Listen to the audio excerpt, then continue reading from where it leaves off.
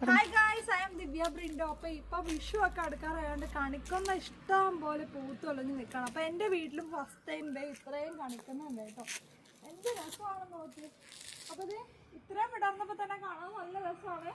ഇനി മൊട്ടുകളെല്ലാം വിടരാനുള്ളതാണ് കേട്ടോ. എനിക്കറിയില്ല, മഴ പെയ്താൽ ചിലപ്പം കൊഴിഞ്ഞു പോയിരിക്കും. കുറേ പൂക്കൾ താഴെ കൊഴിഞ്ഞു വീണിട്ടുണ്ട്.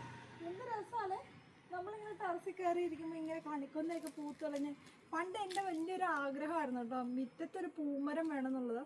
ഇപ്പം അതെന്താണേലും ഇത്രയും വർഷങ്ങൾക്ക് ശേഷം, എന്നെ കെട്ടിച്ച് വിട്ടതിന് ശേഷമാണ് കേട്ടോ ഇത് സാക്ഷാത്കരിക്കാൻ പറ്റിയത്. നല്ല രസമുണ്ടല്ലേ, നല്ല ഭംഗിയാണ് കേട്ടോ. ഇത്രയും ഭംഗി ഇതിനുണ്ടാവും, ഇത്രയും പൂക്കളുണ്ടാവുമെന്ന് ഞാൻ വിചാരിച്ചില്ലാണ് കേട്ടോ ഈ ഒരു മരത്തിൽ. ഇതിപ്പോൾ ഒറ്റ ഇല പോലും ഇല്ല, ഫുൾ പൂമൊട്ടാണ് കേട്ടോ. എനിക്ക് തോന്നുന്നു അത് അവിടെ ഒരു കാ കിടപ്പുണ്ട്, അതാന്ന് തോന്നുന്നില്ല അതിൻ്റെ വിത്ത്. ഒരു കായേ ഉള്ളൂ കേട്ടോ ഈ മരത്തിൽ. അപ്പം ഇത് 3-4 വർഷം കൊണ്ടല്ലേ ഇതുണ്ടായത്? ഇത് എത്ര വർഷമായി നട്ടിട്ട്? 3 വർഷം. അവർക്ക് അതിനെപ്പറ്റി വലിയ ഐഡിയ ഒന്നുമില്ല കേട്ടോ. എന്തായാലും വളരെ കുറച്ച് വർഷങ്ങൾ കൊണ്ട് ഇത്രയും വളർന്ന് ഫുള്ള് പൂക്കളുണ്ടായിരിക്കുകയാണ്. 3 വർഷമായി. ആണോ?